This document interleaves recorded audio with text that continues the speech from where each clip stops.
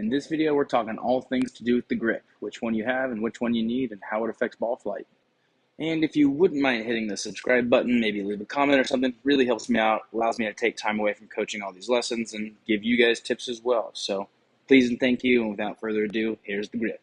For a full swing, you have three different types of grip. You can have weak, you can have neutral, and you can have strong, all three of which affect the swing and the ball flight a little bit differently, but here's what they look like to get started. Okay, let's get started with what a weak grip looks like. What that means is you take your glove hand and it rotates as a right-handed player to the left side of the shaft. Okay, now one way we pay attention to this is that little crease in the hand here.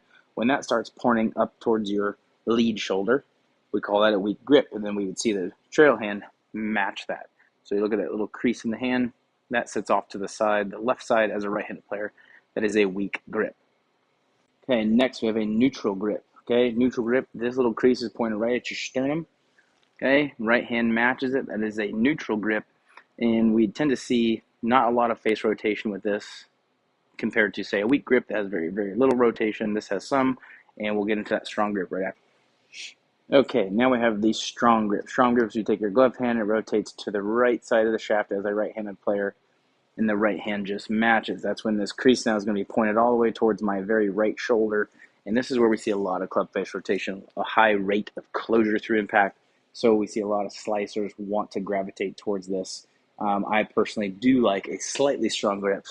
So what I'm going to do is I'm going to hit two shots just with my grip, what I use, which is slightly strong. And I'm going to show you what it looks like compared to the other grip. So I'll take my very natural, comfortable grip. I'm going to hit just a couple of shots. Just a bit to the right there. Very comfortable grip again.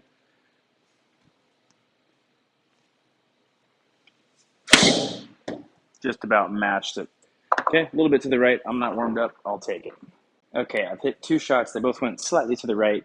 Nothing too bad. But what I'm going to do now to show you the difference is really strengthen the grip. So here's my natural. Okay, it's definitely slightly strong, but now I'm going to really crank it over, and my right hand's going to get underneath that club. Let's just see what the difference is. Strong grip, I'm going to attempt to take the same swing and watch how the grip can affect the ball flight.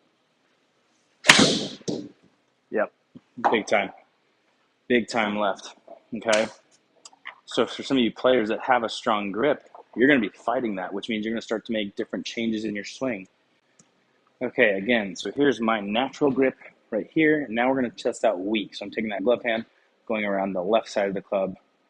Boom, that right hand's going to go way on top. So for your lefties, your left hand will be way on top. Let's just see what happens. Oh yeah, as expected with a very weak grip. Weak grip means very little face rotation. So that means when I'm coming through impact, that face is going to want to hold off, where that strong grip really likes to whip it closed.